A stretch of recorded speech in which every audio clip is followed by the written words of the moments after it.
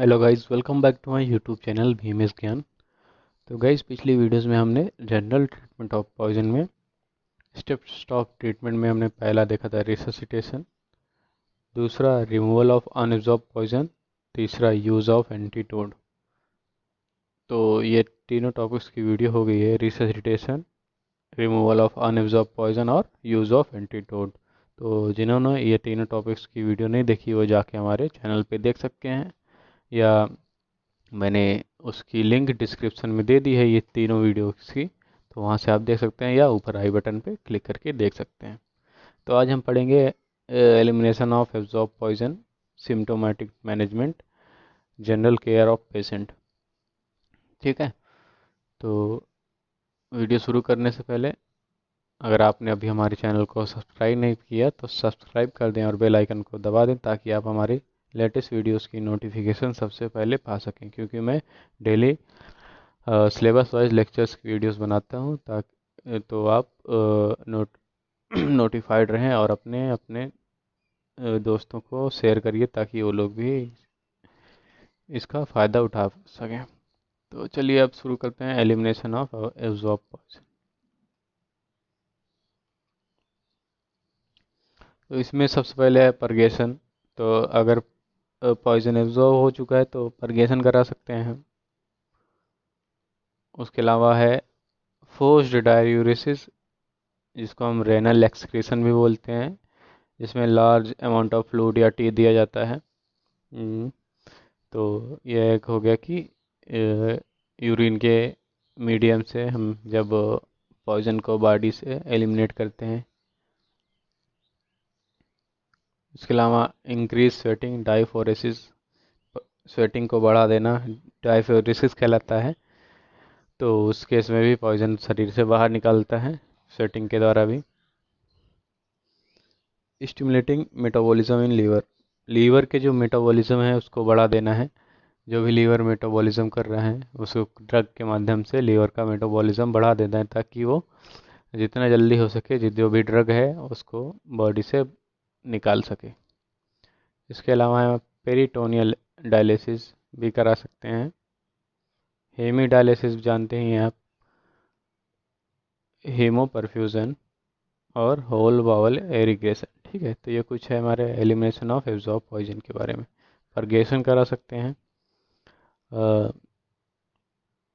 Renal excretion या post diuresis, increase sweating करा सकते हैं, मेटाबॉलिज्म ऑफ लीवर को स्टिमुलेट करके जो एब्जॉर्ब पॉइजन है उसको निकलवा सकते हैं, पेरिटोनियल डायलिसिस, हीमोडायलिसिस, हीमोपरफ्यूजन और होल बाउल इरिगेशन। अब देखते हैं सिम्टोमेटिक ट्रीटमेंट के बारे में। सिम्टोमेटिक ट्रीटमेंट के बारे में क्या है कि जो भी सिम्टम्स आ रहे हैं उसके अकॉर्डिंग ट्रीटमेंट करना है। जैसे पेन हो रहा है तो उसके में हम मॉर्फिन, पेथिडीन या फोर्टविन दे सकते हैं पेन के लिए, जो कि पेन को सप्रेस करेगा, पेन कम करेगा। उसके अलावा शॉक के केस में जब चला गया पेशेंट तो आईवी फ्लूइड दे सकते हैं। इन केस ऑफ ओलिगेमिक शॉक, जब शरीर में या बॉडी में खून की कमी हो गई हो तो हम ब्लड चढ़ा सकते हैं। उसके अलावा हाइपोग्लाइसीमिया, हाइपोग्लाइसीमिया में जब ग्लूकोज की कमी हो जाती है ब्लड में तो ग्लूकोज चढ़ा सकते हैं। आर्टिफिशियल रिस्पायरेशन एंड ऑक्सीजनेशन, अगर सांस लेने में दिक्कत है तो आर्टिफिशियल रिस्पायरेशन और ऑक्सीजनेशन करा सकते हैं। इसके अलावा अगर कार्डियक की जो एक्टिविटी है वो बहुत कम हो गई या फीबल हो गई तो इसके उसमें हम कार्डियक स्टिमुलेंट्स देख सकते हैं, जो कि हमारे हार्ट के फंक्शन को बढ़ाएगा, स्टिमुलेट करेगा। इसके अलावा एब्डोमिनल पेन में हम एट्रोपिन दे सकते हैं। जब एब्डोमिनल पेन हो रहा है, एब्डोमिन में हमारे पेन हो रहा है तो उस केस में एट्रोपिन देंगे। कन्वल्जन्स, कन्वल्जन्स के केस में हम एनेस्थीसिया देंगे। ठीक है। तो एनेस्थीसिया कहाँ देंगे? कन्वल्जन्स के केस में।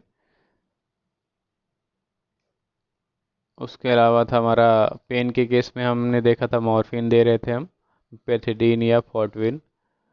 शॉक के केस में आईवी फ्लूइड्स, ओलेगेमिक शॉक के केस में ब्लड चढ़ा रहे थे। हाइपोग्लाइसेमिया के केस में ग्लूकोज, और सांस लेने में दिक्कत हो रही थी तो आर्टिफिशियल रिस्पायरेशन या ऑक्सीजनेशन, और हार्ट की एक्टिविटी बढ़ाने के लिए कार्डियक स्टिमुलेंट्स।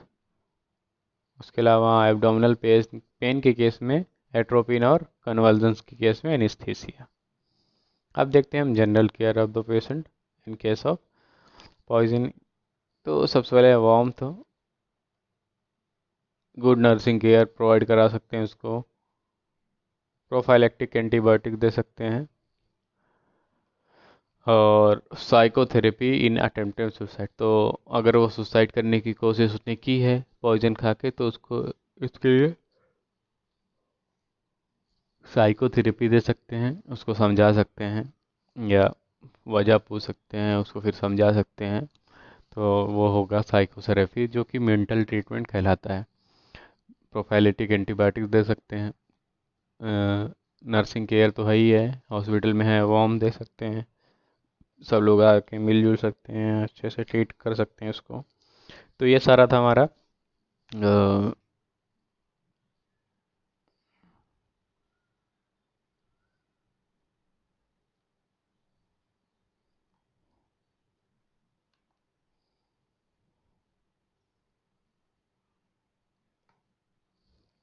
तो ये सारा था हमारा जनरल ट्रीटमेंट ऑफ पॉइजन में स्टेप्स ऑफ ट्रीटमेंट के में, ठीक है।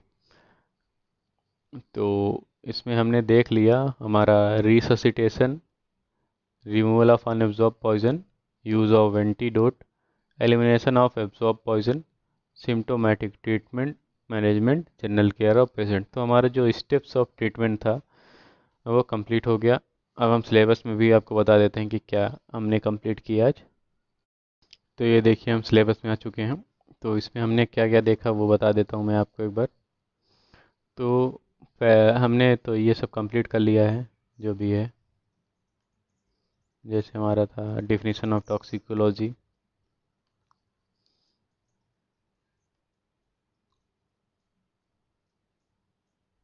definition of toxicology, definition of poison, suicidal and homicidal poisons,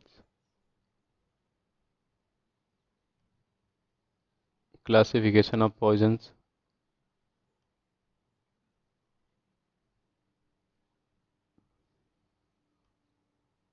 their action, route of administration, absorption and excretion, metabolism,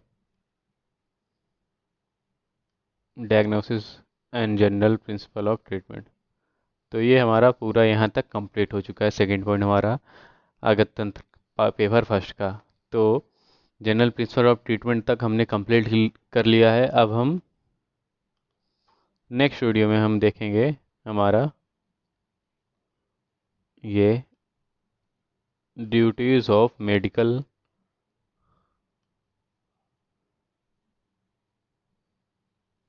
practitioner in suspected poisoning. तो नेक्स्ट वीडियो में हम duties of medical practitioner in case of suspected poisoning देखेंगे। तो next video के लिए बने रहिएगा, मैं जल्द ही डालूँगा वीडियो। तो मिलते हैं नेक्स्ट वीडियो में, तब तक के लिए।